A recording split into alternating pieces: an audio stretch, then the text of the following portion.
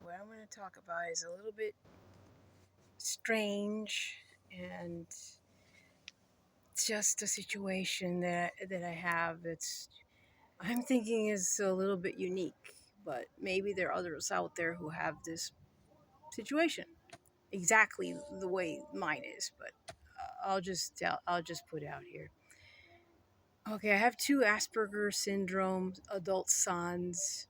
One is 36 and the other one's 33. The 36-year-old uh, is more problematic than the 33-year-old because he kind of doesn't talk much. He's on the computer most of the time, and he doesn't communicate very well. He just doesn't like to talk. He knows how, and he'll chat with his brother occasionally, and they're in the room. They'll talk. It's not like he doesn't know how to talk. He does. It's just like he would prefer silence, and he's on the computer. And sometimes when he's doing something, I try to leave him alone because sometimes he gets annoyed, but that doesn't usually happen. But the the the serious problem that I have with him is that his hygiene. He hasn't bathed in over a year. I lost count. I know it's more than a year, probably a year and a half. I don't know. I lost count, and he's like unkempt, and it's a struggle to get him to do it. I can trim his hair. He won't do his hair or his beard on his own. I tried to show him, even trimming his nails. He won't do it. He tries. He just doesn't know. I guess the motor skills with this kind of thing. Asperger syndromes have a problem with motor skills. My younger son has trouble opening bottles. I have to help him sometimes. Well, his hands are dry, but he's not as bad. He has his issues, but my older one is the one with the really serious issue of not, his hygiene. He says he's going to take a shower. He has done it, but now this is like the longest time he's gone without a shower, and it's really becoming a problem. His beard is really long, and his hair is all terrible. It's like I'm really depressed. I just get depressed. I'm depressed. I can't stand to see him like that, and I don't know what to do. I'm not asking for. I know the solution would be if put him in a program. He has to sign for the program.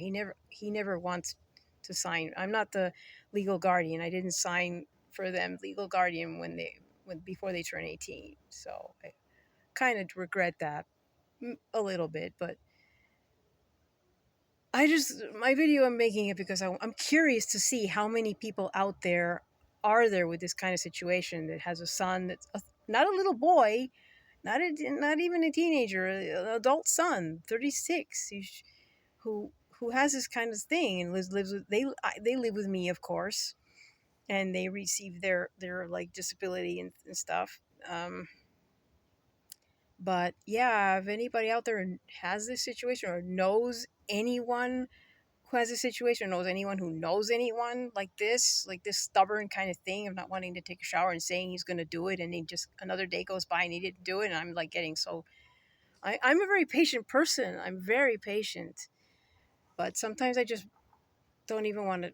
I just want to unplug, and it's not good to be depressed. I don't want to be depressed. I'm down, but I've tried everything. I've tried homeopathy, even getting him a practitioner for this kind of thing. There's other issues that he has, but like taking long in the bathroom, I don't want to get into that. That's the most worst part is the hygiene.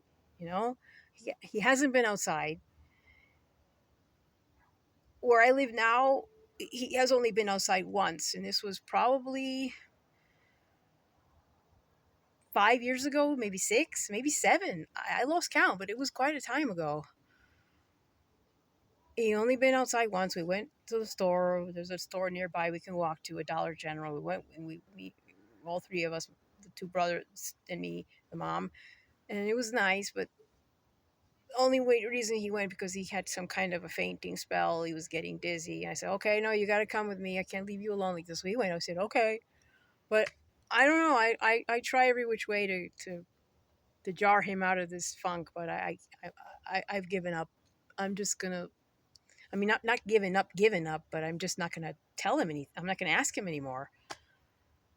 He sees my demeanor. He sees my that I'm so dismayed, or maybe he doesn't pick up on it. I probably not. Asperger syndromes sometimes don't pick up on things. You know, even autism.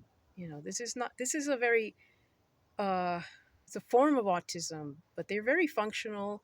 Otherwise, you know, they can bathe themselves and dress themselves. It's just the older one is a bit slow. Like he has these idiosyncrasies, like having to spray himself with spray, like not perfume, but like alcohol spray. He thinks he's getting disinfected. I go, why don't you just take a shower? He doesn't say anything. When I ask him what's the problem, why don't you take a shower? He doesn't answer me, and I have to give him the answers. And finally, I said, "Is it because it's inconvenient?" He said, "Yeah." I said, "Well, I, I could trim your hair and your beard, and you could just jump in the shower. What's problematic? You know?" First, he said it was the door, the shower door. I said, "Well, just leave a little bit ajar. You know, little things like that." I mean, I don't know. It's just I don't want to make this too long. It's like boring. No, probably nobody's going to see this, but I don't care. I had to get this off my chest anyway. I just want to know what the percentage would be of anybody out there. If there's anybody out there with this kind of situation, I know there's a lot of Asperger syndrome people that are very functional, and even people with Down syndrome that are very functional. They work. What's going on here? I don't know what to do for him. He's probably depressed, but he doesn't talk about it. He doesn't say anything. I mean, his father was lousy. I'm we're I'm divorced from him. He's like really not. He wasn't a good dad, and he wasn't a good husband either.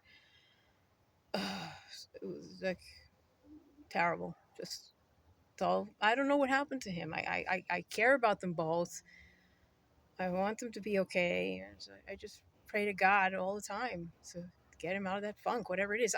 I'm pretty sure if he gets out more sunshine, he'll start to feel better. Being cooped up inside is bad, but yes, it's a challenge. It is. Just I'm not gonna lose hope. I mean, I always have faith and stuff, but I wonder who's going through something like this. I would like to know if there's anybody out there